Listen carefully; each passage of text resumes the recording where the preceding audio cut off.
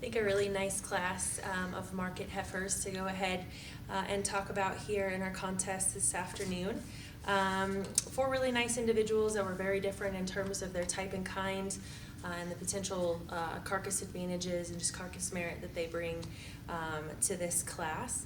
I think a big trend that we saw in this class, and I think just in feedlot cattle currently, obviously the fat cattle market has been really strong here for a while.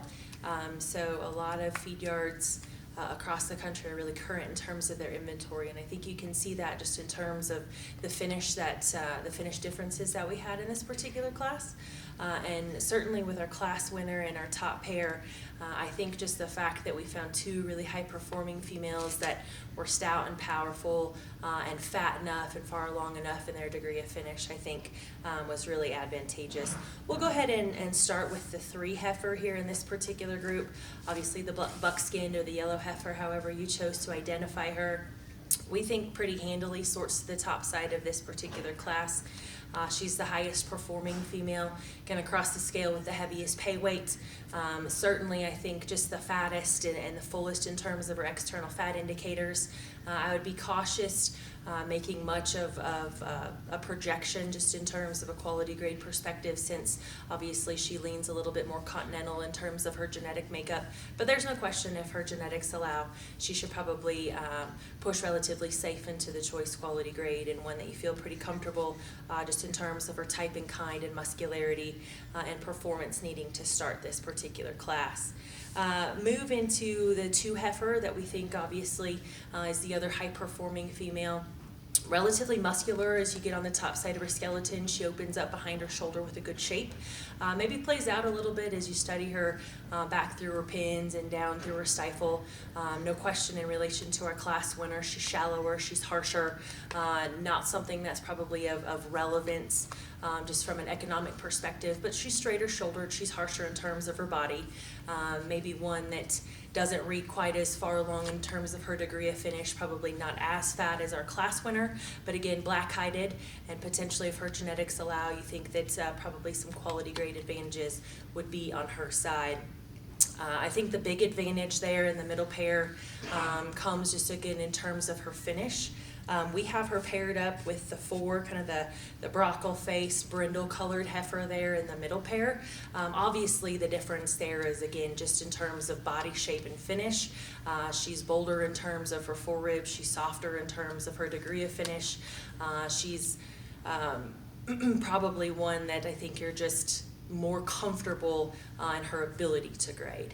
A lot of you wanted to come in and just throw away the brindle heifer and say, she's way too hard-bodied, she's way too hard and tight in terms of her kind.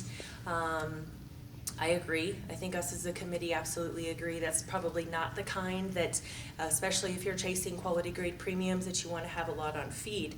That doesn't mean that she does not bring economic value or relevance to this particular class. Arguably, probably the most expressively shaped heifer in this group. She's incredibly heavy muscled as you study her shape down her top, out of her pins, down through her stifle, incredibly bold and just raw in terms of her shape. A lot of you came in and talked about how, the longer that she's on feed is going to play in her advantage. I think it's important that we understand, just from a genetic perspective, she's not the type that's probably ever going to grade, and you can feed her and feed her and feed her, and the longer that she's on feed, probably still genetically not predisposed to grade, and also just you get to a point of diminishing return where the efficiency of continuing to have her on feed will just cost money. You have to appreciate, in terms of potential yield grade qualities, easily the highest cutability. If you told me that she came in and would probably cut open with the largest eye, I wouldn't argue with you on that.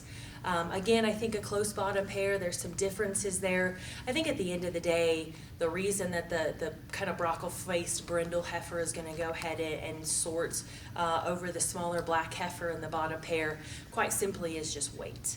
At the end of the day, it's still a game on pay weight. We think both of the 2 heifers in the bottom pair are questionable in terms of their ability to grade. If you wanted to give one of them the nod, obviously you're a little bit more comfortable just with the body shape and the softness of the black heifer, and that lending into maybe having an opportunity to reach the choice quality grade. I am a little bit more cautious in terms of thinking that she's got that ability because she is the most immature and she gives up the most in terms of pay weight. I question her the most from a maturity perspective, and if she's not going to grade, the brindle heifer won't grade either.